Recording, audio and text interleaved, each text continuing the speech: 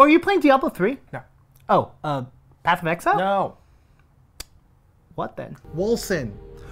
Wolcen!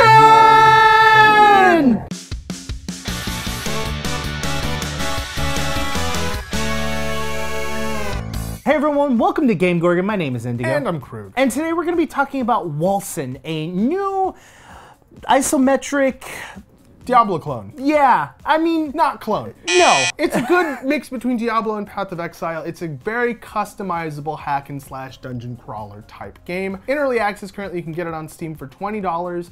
We've both played it a bit. We're going to talk about our thoughts. I'm also going to go play it after this because, spoiler, it's pretty fun. Yeah. This is the thing, is I feel that Diablo 3 is very simple, very easy, very distinct art style. Yeah, you get, a couple abilities, a couple passives. You can modify the abilities a bit. Diablo's really, really fun. Neither of us, both of us play Diablo quite a bit.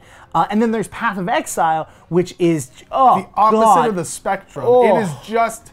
You don't get anything without doing it yourself. You just have to do you do so much. You have so much to think about in your build. It's crazy. And then when you go to the point buying system, it's just somebody vomited orbs of points onto a thing and you have to pick them. I get intimidated. Wolcen is a really good middle ground. It's more complicated than Diablo 3, but it's way simpler than Path of Exile. I wouldn't say way simpler. I'd say it's simpler enough for it to be not intimidating. Yeah, I don't look at it and just myself. Yeah, it's definitely hyper complex. The point buy system has base stats, which is great. I love the ability to control base stat allocation. I hate it when somebody assigns those to me because they don't feel useful at that point. I can't decide to be a high health caster for whatever reason. If I want to be a utility frontline tank caster. And then there are ability points that you can use to get special quirky additions to your character.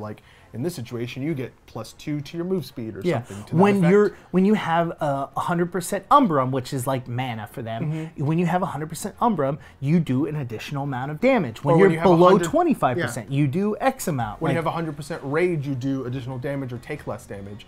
And those Umbra and Rage are the two resource meters. And actually, I think the way they manage it in this game is super unique. So you start with a full bar of Umbra and no Rage. And as you attack, you lose Umbra and gain Rage. And so you kind of have this mix between casting magic to get Rage to then use melee abilities or physical abilities. But you can also just primary attack to build Rage, so you don't have to be a hybrid character. And then you build Rage and you can use Rage abilities back and forth. And then your items kind of decide how the regen works. So when you are not doing anything, if you have a full Rage meter, your Rage meter slowly decreases and your Umbra meter slowly recharges, just like the way those two resources work in most other games.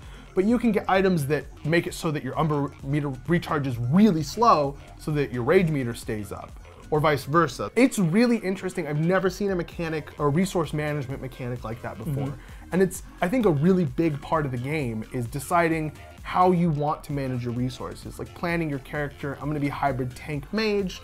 Do I need more Rage than Umbra, or vice versa? And the regen, should the regen be equal, or should I be really heavy Rage and just kind of initiate with magic? And there's so much to think about just with the resource management. Absolutely. There is so many different options and so many different builds, and then each skill itself has its own skill tree that you can then turn around and upgrade it and change it in different ways, so that instead of your lightning bolt going in one direction and hitting one character, you can have it split off or arc, or homing fireballs instead of straight line fireballs, or 5 homing fireballs instead of 1 normal fireball. The skill tree for the abilities and the skill tree for your character are 2 separate things. Yep. Which is why I'm saying that it's not infinitely less complicated than Path of Exile, because I think having those two just in and of itself super complicated. It makes it so that it's pleasant or pleasurable. Right, as opposed to stressful and something that you have to have a master's degree in mathematics in order to correctly spec into. And then apparently there's a housing system too. We were watching so we both just kind of downloaded the game and started playing it.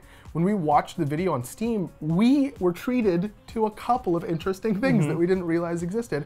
One, the housing system looks like an actual game engine. It looks like you're using a game engine to design a house. If you've ever played WildStar, where you use their housing system, it kind of feels like that.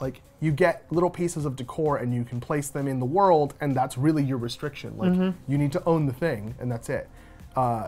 we're gonna put footage of it. It looks super involved and like really customizable. And I'm really excited to play with that. The other really interesting thing is you ended up finding a roadmap. Like the company actually has a roadmap. Oh yeah, they have a Trello like page where you can like, go and just view their internal like design roadmap. And so they have a couple things on there, and that kind of sort of brings me into the disappointing parts of this game. It's going to be multiplayer at some point, but right now that feature's not even in production. It's in the design stages. So while it does feel when you hop into it like Diablo, like you should have another player or 3 next to you. It would be really fun. You can't yet, unfortunately. Again, it is planned. Really excited for that to happen. I have no idea what the time frame is. Early access / alpha. Yeah, there are some early access problems. Like, did you have any specific ones? No, I know you mentioned that you were having pathing issues. Yeah. I didn't have any pathing issues. The only thing I would say that I kind of disappointed is your character creation. Like, yeah, the character creation's like not good.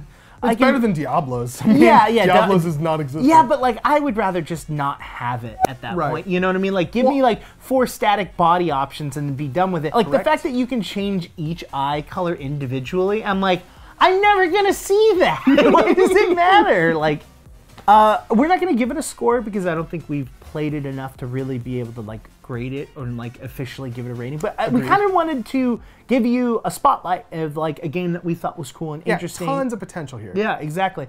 Why don't you guys go down in the comments and tell us what you guys think of the game? Is this a game that you would be interested in? Do you actually want to see a review from us?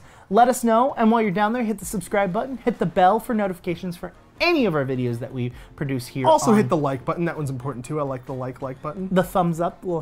Looks like this, or like this. I don't know what direction it goes. Maybe it goes like do this one. This one, not this one's not. This one makes us sad. This one makes us happy. If you want to do this one, and you're gonna give a thumbs down, leave a comment saying why. That's a good. You can reach us on Twitter you can reach me specifically, Indigo, on Twitter @IndigoQT. You can reach me specifically, Krug, on Twitter @KrugQT. You can also reach both of us specifically on Twitter @_QueueTimes. We have been GameGorgon. We will see you tomorrow because this is the Monday episode. Bye guys. Bye.